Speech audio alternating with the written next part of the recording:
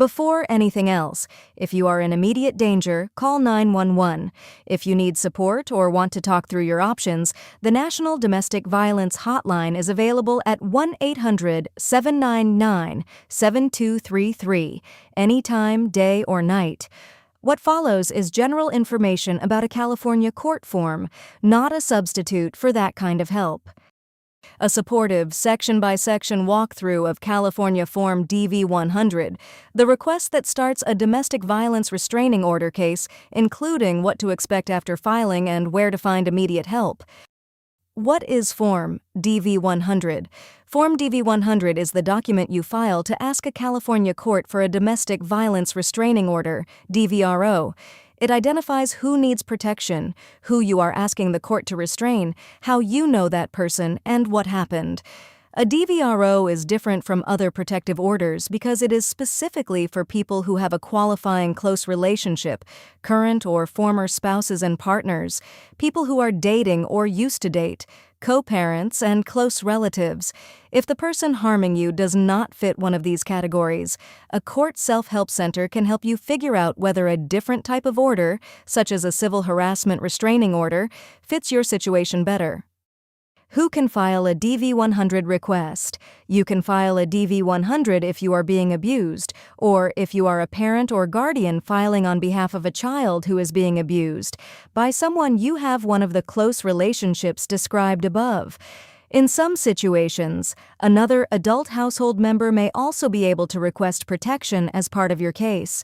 If you are unsure whether your relationship with the person qualifies or whether a different form fits your situation better, a domestic violence advocate or your county's self-help center can help you sort that out before you file. This is a good first call for anyone who feels uncertain, not just people with complicated cases. The protected person and other household members.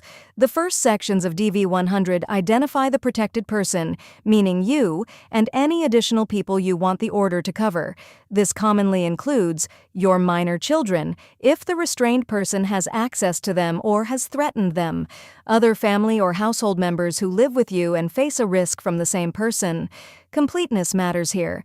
If you leave out a household member who is also at risk, the order may not extend to protect them, and adding someone later generally requires additional paperwork and often another hearing. The person to be restrained. Next, you identify the person you are asking the court to restrain.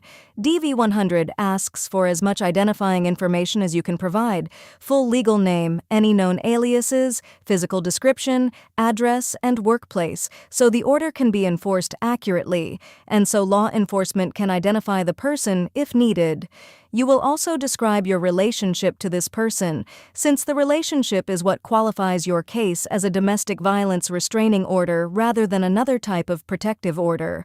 Common qualifying relationships include a spouse or former spouse, a domestic partner, someone you are dating or used to date, a parent you share a child with, or a close relative such as a parent, sibling, or grandparent. Describing the abuse, most recent incident, and history. This is often the hardest part of the form to write and also the part judges rely on most. DV-100 asks you to describe the most recent incident of abuse in as much detail as you can manage, what happened, when, and where it happened, and whether anyone else was present or involved, any history of abuse, including earlier incidents, threats, or patterns of controlling behavior, even if you never reported them before. Key takeaway: judges look closely at the most recent incident because it shows the immediate risk that justifies emergency protection. Orders you can request. The final major section of DV-100 is where you check off the specific protections you are asking the court to grant. Everything that applies to the situation can be requested, since the judge generally cannot grant more than what you requested. Personal conduct orders, stay-away orders, move-out orders, and temporary custody and support. If your situation involves children, our guide on California child custody laws explained covers how custody and visitation decisions generally work in family court, alongside a DVRO case. What happens after you file DV-100? Filing DV-100 is the start of the process, not the end. In general, A judge reviews your request, often the same day, and can issue a temporary restraining order, Form DV-110, without the restrained person present, if the facts support it. The court sets a hearing date, typically within about 3 weeks, where both you and the restrained person can appear. The restrained person must be served with your request and the temporary order before the hearing, so they know about the case and can respond. At the hearing, the judge decides whether to issue a longer-term restraining order, which can last up to 5 years and can be renewed. Common mistakes to avoid. Writing a vague description of the abuse instead of specific dates, actions, and words. Leaving out the most recent incident, even if an earlier one feels more severe. Not requesting all the protections you actually need, such as forgetting a stay-away order for your child's school, omitting a household member who is also at risk from the restrained person, providing incomplete identifying information for the restrained person, which can slow down service and enforcement, filing without talking to an advocate or self-help center first, especially if you are unsure which protections to request.